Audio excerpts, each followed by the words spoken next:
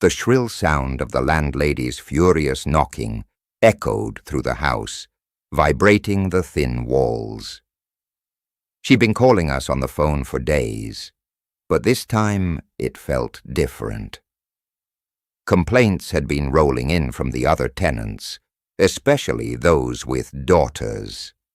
They said they were uncomfortable with the boys constantly coming in and out of our flat, the noise, the loud parties. It was starting to feel like we were pushing our luck. Moses, lounging lazily on the couch, stiffened at the sound of the knock. His eyes flickered nervously. "She's here." His voice was low, almost a whisper, but the tension was unmistakable. "It's over, bro." I stood up and ran a hand through my hair. We hadn't seen the landlady in person since we'd moved in. She lived far away, always busy with her restaurant business, handling everything from there. She had never bothered to check on us, only calling when the complaints started rolling in. But today, she was in the neighborhood, and we knew she was coming to settle the issue. Or so she thought. Chicamso, sprawled on the floor with his feet kicked up, glanced toward the door. He didn't seem worried. He knew what was at stake, but he was always the cool-headed one. "She's probably just upset," he muttered. "We can handle it." But I could feel it, deep in my gut. This time was different. This was the moment when everything could come crashing down. My name is Ifeanyi, and at 18 years old I've learned more about survival than most people my age. I'm short, muscular, with chocolate skin that's always a little bit darker under the sun. I'm the firstborn of my parents, and I've got 2 younger siblings who look up to me. We live in Ikanagbu, Owerri, but I'm originally from Ohaji Egbema in Imo State. For a while I worked at the relief market in Ikanagbu, helping to kill fowl and peel feathers for the sellers. It was a tough job, the kind that made me feel small and invisible. The work was grueling, and every day felt like a struggle to keep my head above water. But I did it because I had to. The money wasn't much, but it was better than nothing. But that wasn't the life I wanted. I couldn't stand the thought of being stuck in that market forever, doing work that made me feel less than nothing. So I turned to something darker, something that promised money and power, internet fraud. It wasn't easy at first. I didn't know the tricks, the ins and outs of scamming, and I made a lot of mistakes. That's when Gaius, an older friend from the neighborhood, stepped in. Gaius was different. He wasn't a fraudster, but a graduate from Imo State University where he studied mathematics. He had big dreams and a good heart. Gaius had been managing a legitimate business, a JAMB CBT center, that was accredited by JAMB. Dino, though involved in some shady dealings, had a lot of legitimate businesses, and his JAMB CBT center was one of them. Gaius wasn't like the others. He'd been working with Dino for a while, managing the business and running it smoothly. Dino gave him the responsibility of handling the JAMB center, knowing he could trust him. Dino didn't like to be seen as a Yahoo boy, fraudster. So he has a lot of legitimate business, all managed by different people. It was through the fowl market where Gaius first noticed me and my friends. He'd asked us to help him find students who wanted to register for the JAMB exams. For every student we brought in, we got 1,000 naira. It wasn't much at first, but we soon realized that this was the kind of work that could pull us out of the gutter. Gaius was impressed by how quickly we picked things up. We did well, and after the JAMB exams were over, he knew we couldn't go back to the market. We had become close friends, and he genuinely wanted to help us. That's when he introduced us to Dino, who was eager to take us under his wing. What we entered was a hustling kingdom, HK. The name might sound funny to outsiders, but to us, it represented something far more serious. It was our little world, where we could make the money we dreamed of, without the limitations of a market stall or the humiliation of peeling feathers. Dino wanted to show us the ropes of how to turn our lives around, but he didn't want to be seen as someone involved in scams.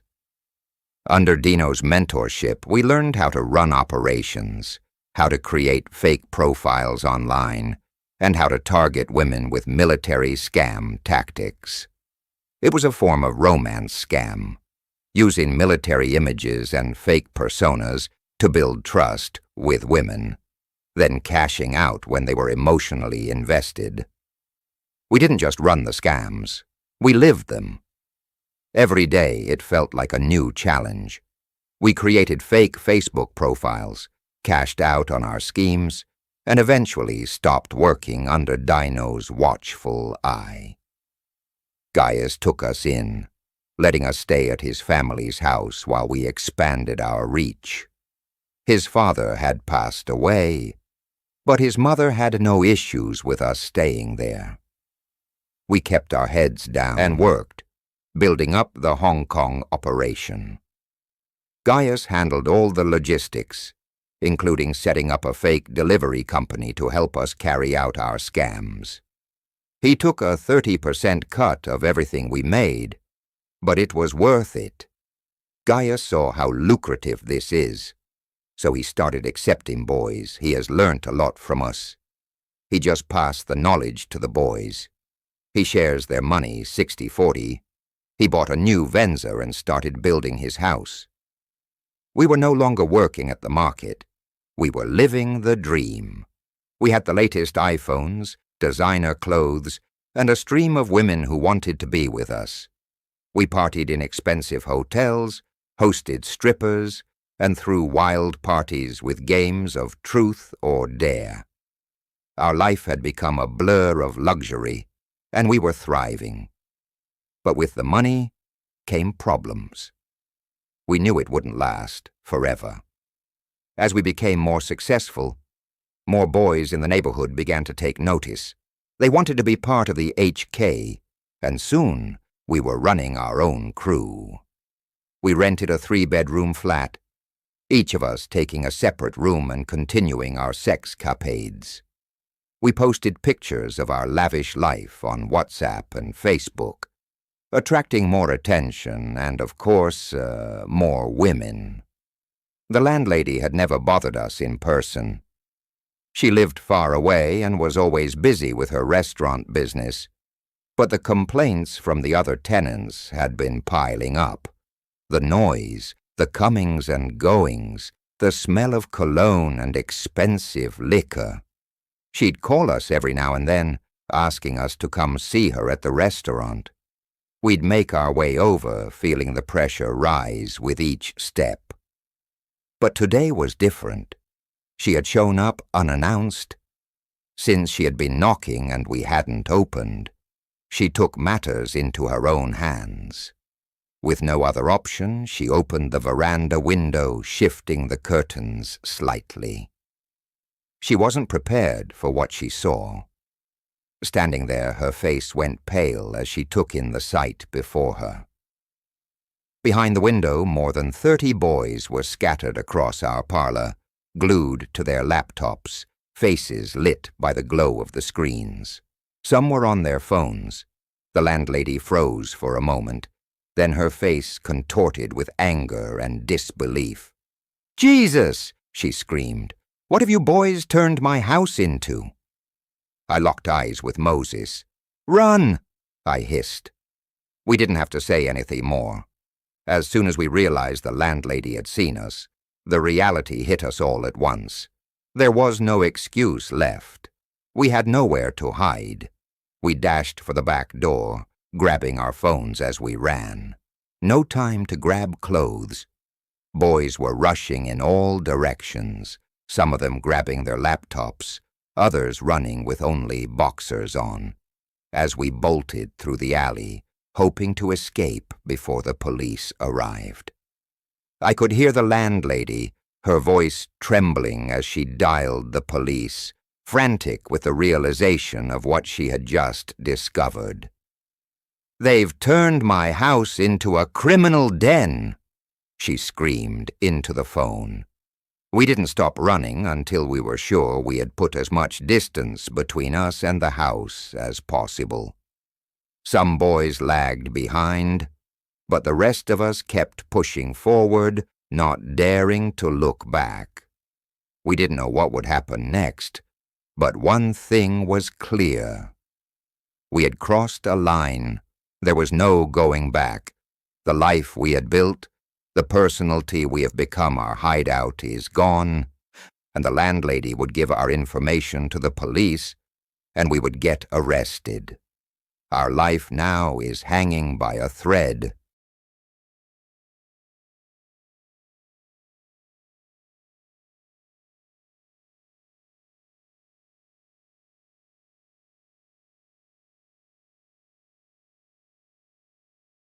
Led the landlady's house, we scattered like roaches under sudden light.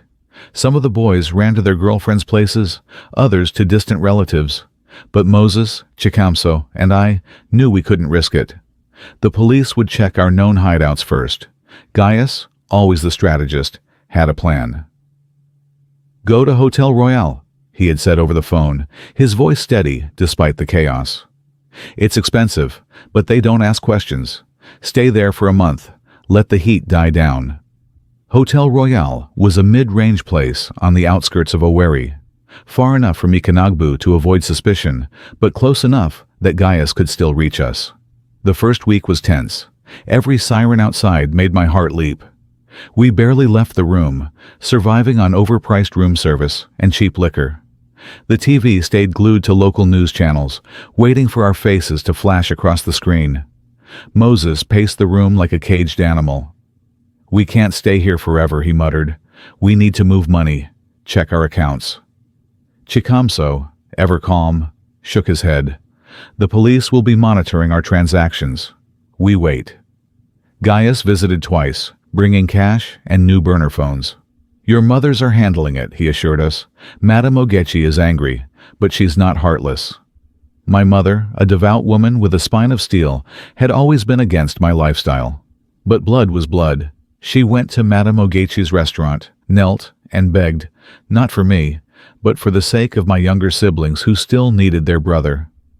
"Please, these boys are foolish, but they're not evil," she pleaded. "Give them one more chance."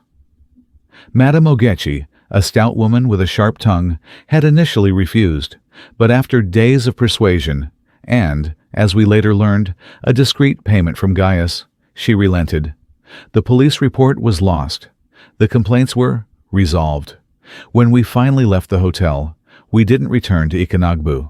Instead, Gaius helped us rent a standalone bungalow in a secluded part of town. No neighbors, just a high fence, and a silent landlord who cared only about the rent. For a while, things were calm. We resumed our operations, but cautiously.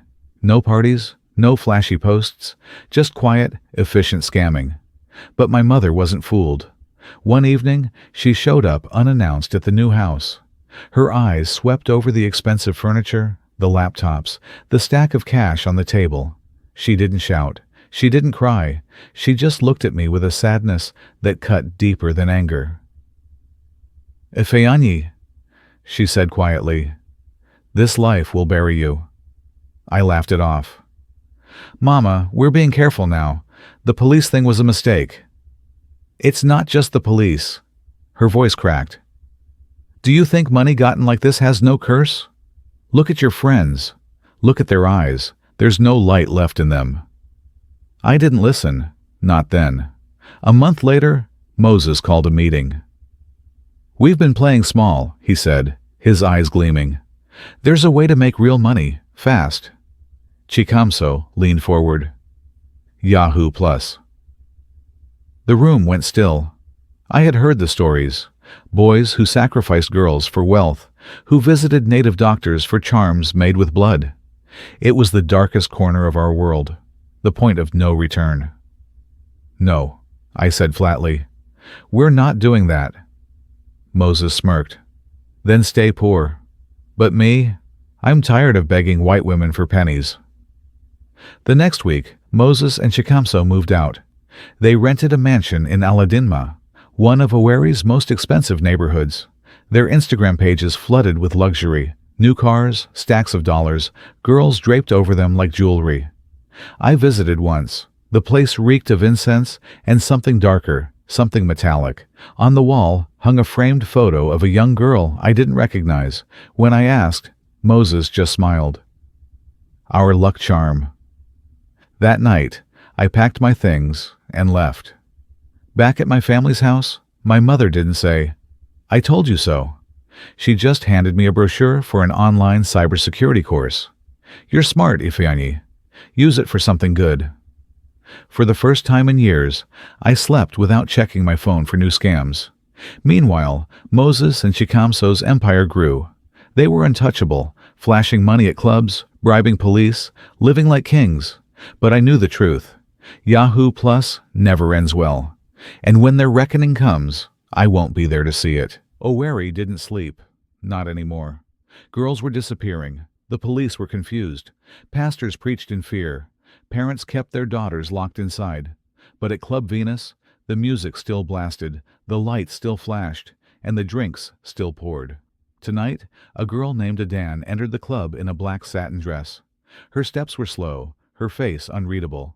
She walked past the dancing bodies, the drunken laughter, and sat quietly at the bar without ordering a drink. The air around her was deliberate, mysterious, controlled. It took only 10 minutes for the wolves to notice. Moses and Chikamso, the kings of the night, were seated in VIP, surrounded by girls, bathed in cologne and designer labels. They oozed wealth, confidence, and danger. They watched her. "She's new," Moses said, raising his glass. "She's different," Chikamso muttered, already interested. They sent a waitress. Adanne ignored it. They sent a bottle. She sent it back. Finally, they came to her directly. "I'm Moses," he said, flashing a gold-toothed smile. "This is Chikamso." "I didn't ask," she said calmly, not turning. Chikamso chuckled. "She's the one." She was. That night they took her to their mansion in Aladinma, and that was exactly where she wanted to be. The house was large, surrounded by high fences, painted white like purity to hide the rot inside. They walked her through, showing off their imported furniture, their flashy electronics, their custom-made dining table. She nodded, but said nothing. Moses led her upstairs.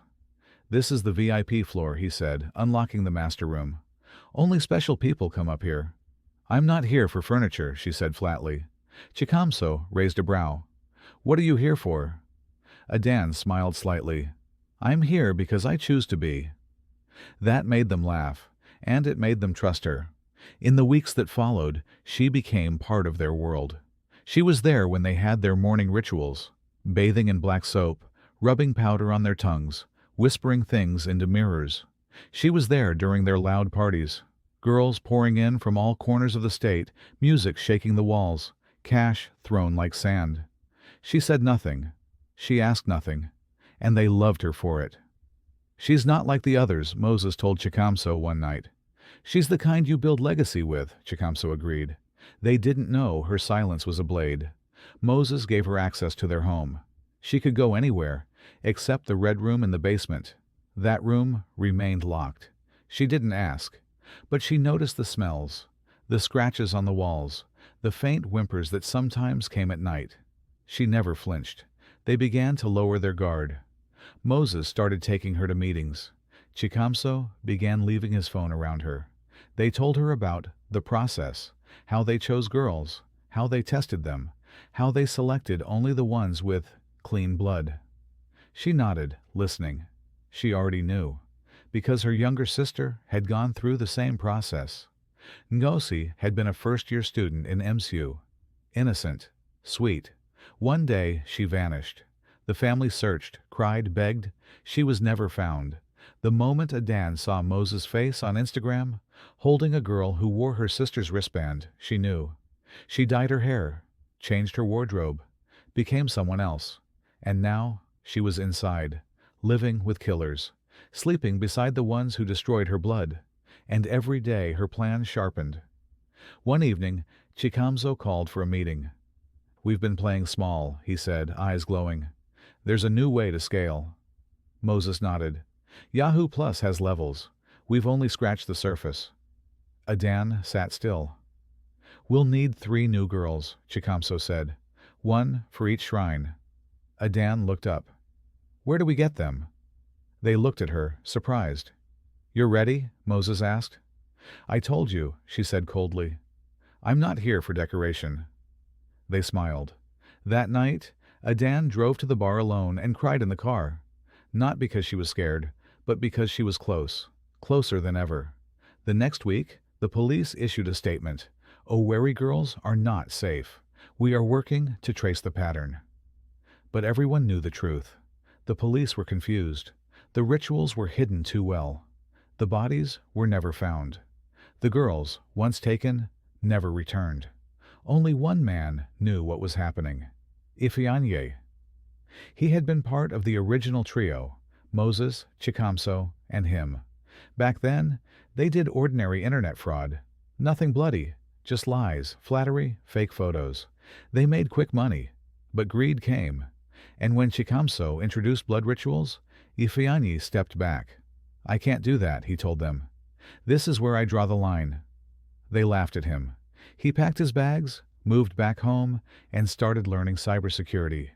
Today, Ifeanyi works remotely for a UK company. From his small room in Ikenegbu, he defends people from the very scams he once ran. He makes steady dollars, quiet, clean, safe. But he watches his old friends on Instagram. New Benz. New mansion. New girls every weekend. He shakes his head.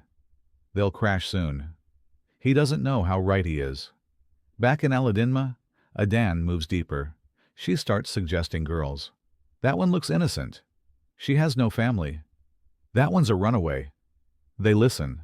They test her. She passes. One night, they let her watch. A girl tied to a chair, crying softly. The room dark, lit by a single red bulb. The priest chanting. A blade. Adanne didn't blink, but her fists clenched behind her back. Soon, the town begins to shift. People talk, whisper, point fingers. But there is no proof, until one survivor shows up. A girl, barely alive, dumped near a market. She talks. They take girls, they cut them, they burn parts, they bury others. The police begin to move, slowly, quietly. But the walls are closing. Moses doesn't notice. He's in love. "You're different, Adanne," he says one night. "When this is all over, I'll make you my queen." She kisses him, slow and deliberate. "I'll wait." Inside, she's screaming. In 2 days, they plan to initiate a new ritual. 3 girls have been selected. Adanne is assigned to prepare them. She says yes, but in her bag is a vial of sleeping powder, a wire recorder, a small camera. Tonight, she will record everything. Tonight, the shrine will bleed. But not the girls. Not this time. The Aladinma mansion stood still that Sunday morning, the gates polished, the compound swept clean like a holy sanctuary. Chikamzo emerged in a pure white senator outfit, his gold chain tucked in neatly. Moses wore a cream-colored caftan, his perfume trailing behind him like incense. They were going to church, but not to pray. They were going to give. Christ Victory Tabernacle was the biggest Pentecostal church in Owerri. It was known for loud choirs, long sermons, and wealth worship. That morning, Moses and Chikamzo arrived in 2 black SUVs, stepping out to whispers and admiration. Church ushers rushed to welcome them. Mothers craned their necks. Girls fixed their jeel. Even the head pastor, Prophet C.M. Shidiebere, paused his message when they entered.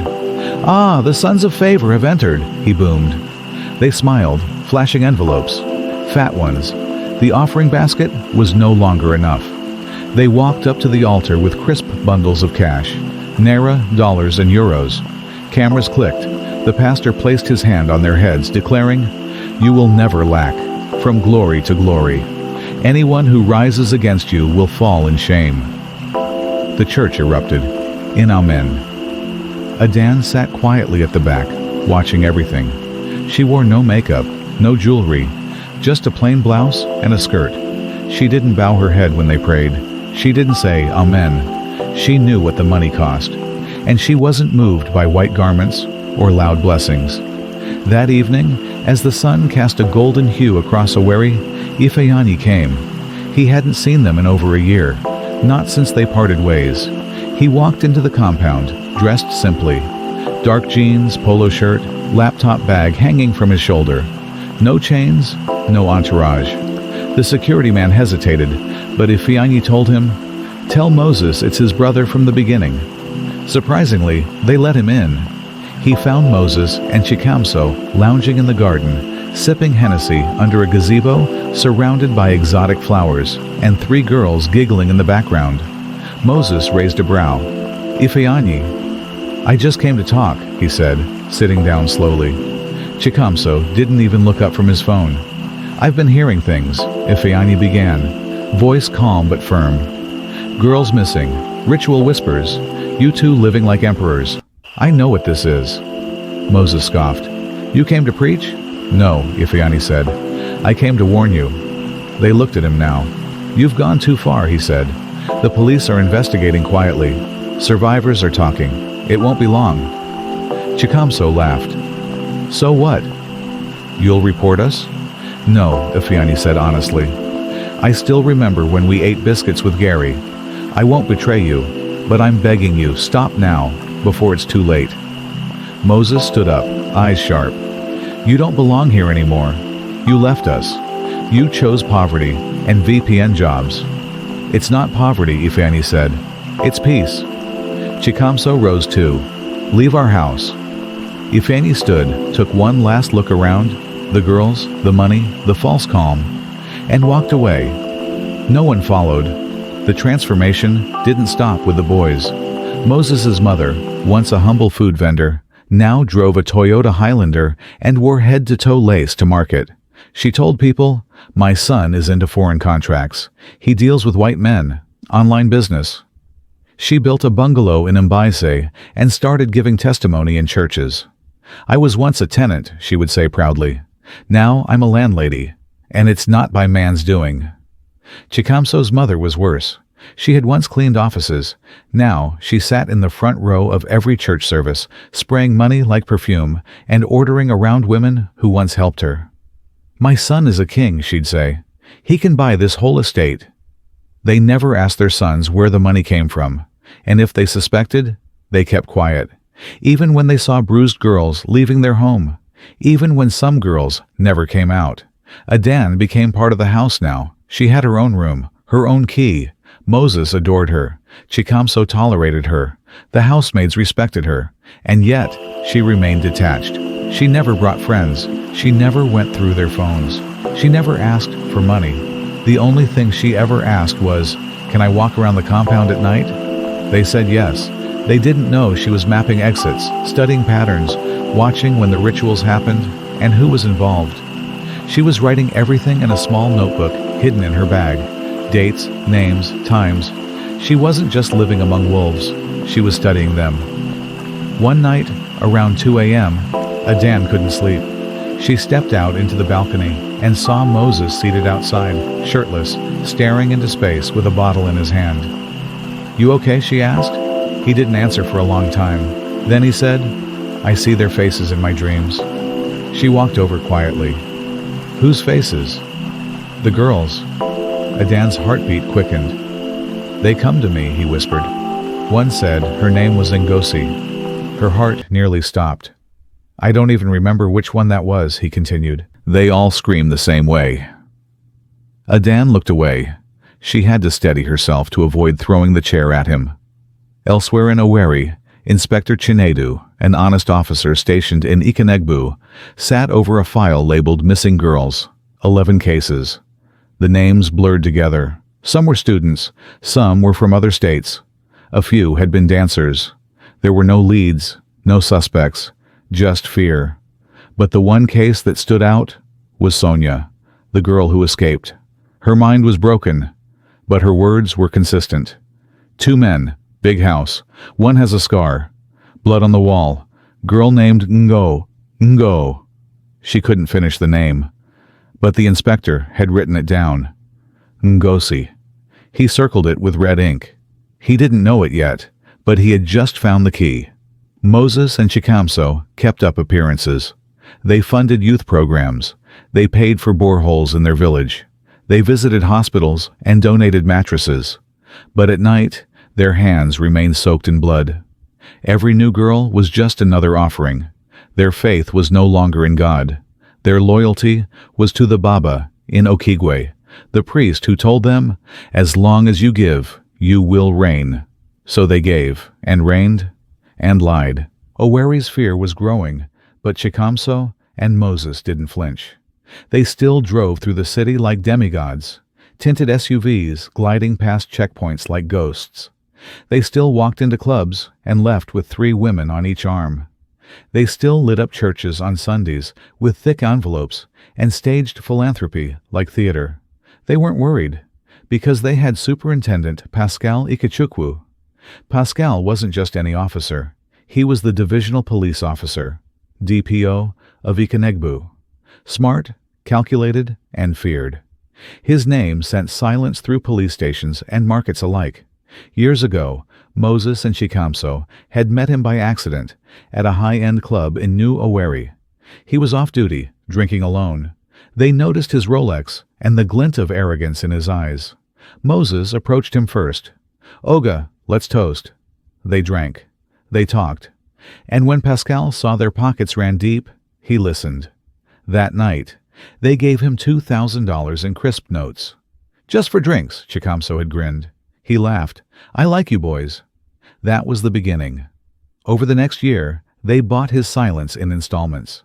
They gave him a fully furnished duplex in Amakohia.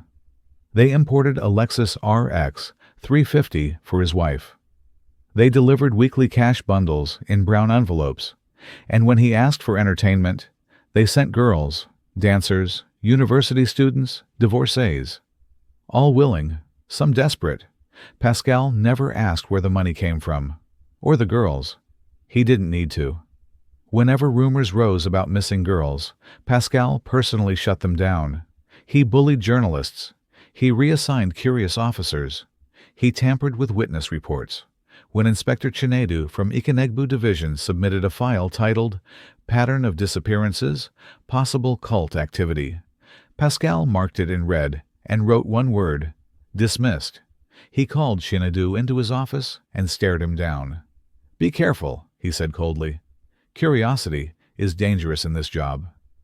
Chinedu nodded, but didn't back off entirely. He started hiding his work. And Adanne, watching from inside the belly of the beast, noticed the cracks.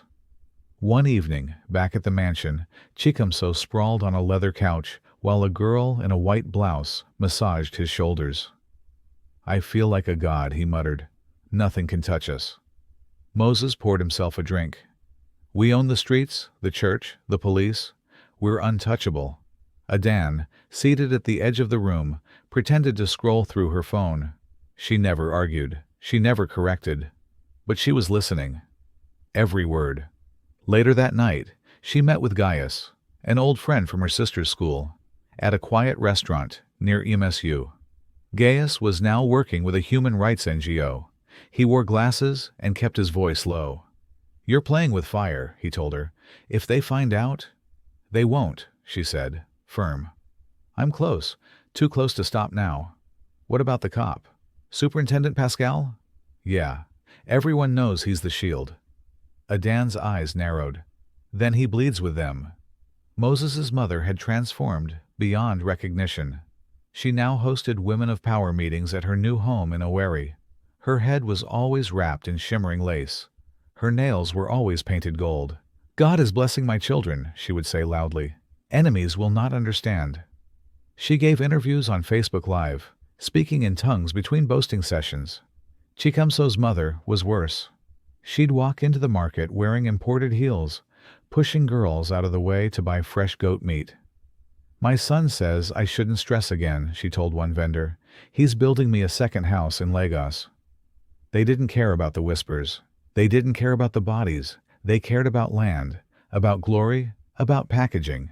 Inspector Chinedu was drowning. Every time he got close to a lead, it disappeared. Witnesses changed their statements. Parents, who had once screamed, now grew quiet. Some had even moved out of town. It didn't make sense. Until he traced a survivor who had managed to escape and live quietly in Newi.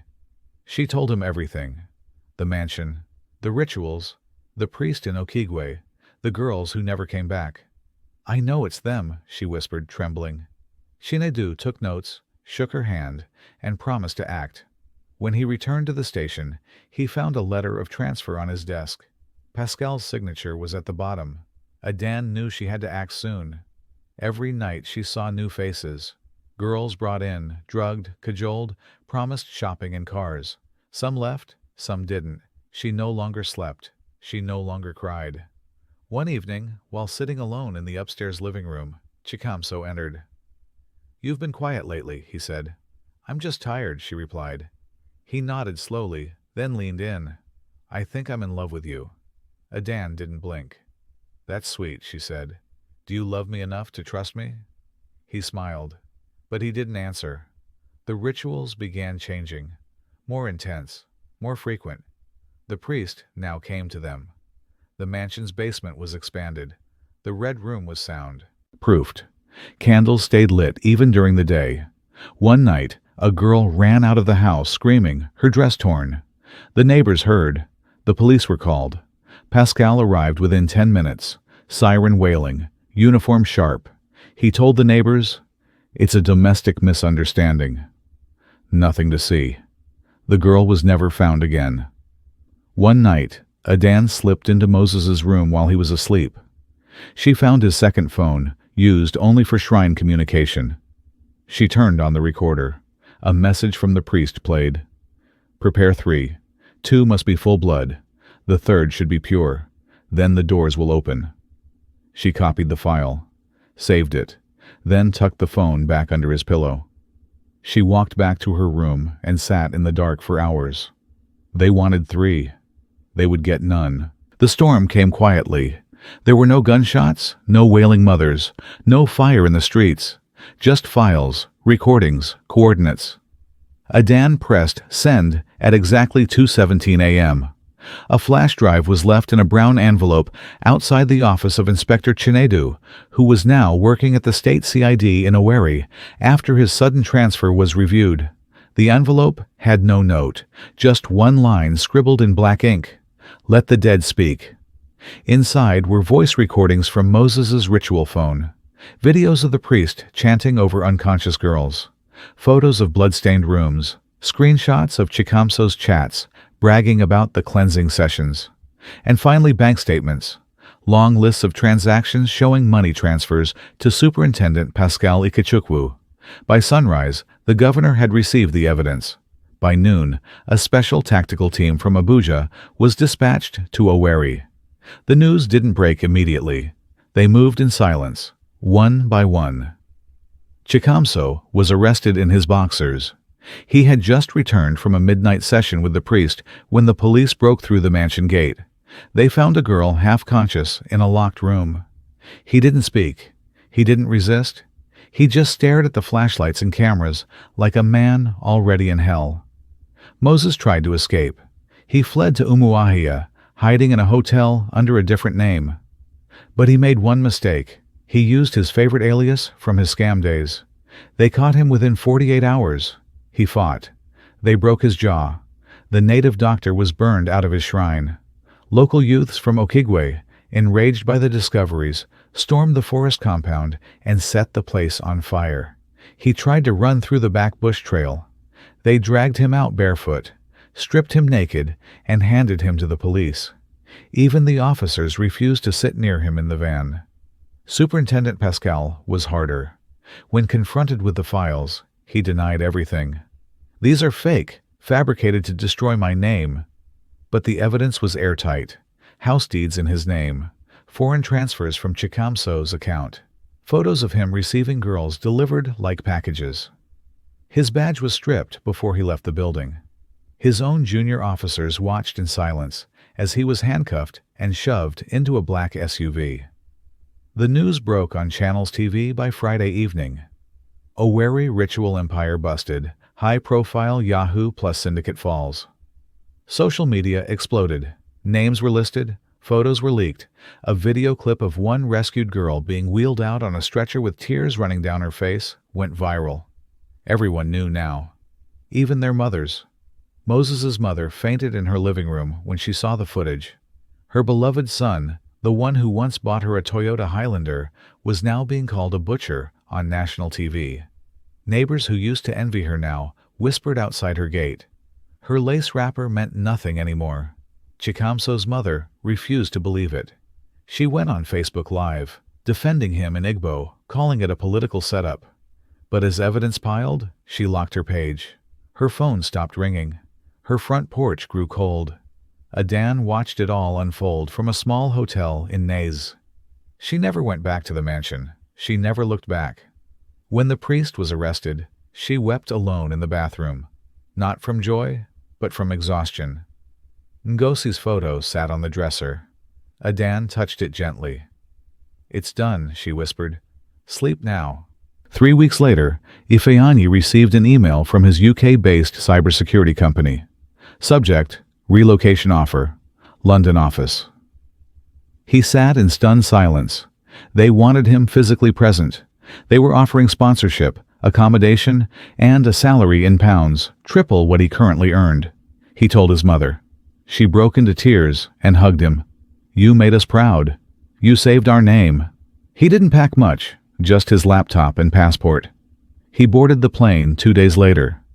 As the aircraft lifted over the green canopy of Owerri, he closed his eyes and breathed. He was finally free. The courtroom was packed on Judgment Day. Parents of victims, survivors, reporters, human rights activists, church members who once clapped for Moses now sat with their heads bowed. Moses and Chikamso wore white prison uniforms. Their hair was unkempt, their wrists cuffed. They said nothing. The native doctor sat in the corner, trembling. Pascal stared blankly at the judge. The prosecutor presented everything: the recordings, the financials, the shrine evidence, the girls' testimonies. When asked to speak, none of the accused did. They had no voice left. The judge's words were sharp, brutal, final. Life imprisonment for each count of murder, conspiracy, and ritual activity. All assets are to be seized and redistributed to victims' families. This court will make an example of you. Cheers broke. Some cried, some clapped. Adanne wasn't in the room, but her presence echoed in every word. Ceremony, the remains of Ngozi were finally laid to rest beside her father in their village. Adanne wore all black, no makeup, no crowd, just a flower in her hand and a Bible in the other. She said nothing for a while, then whispered, "Rest well." Ngozi Adanne let the flower fall onto the soil.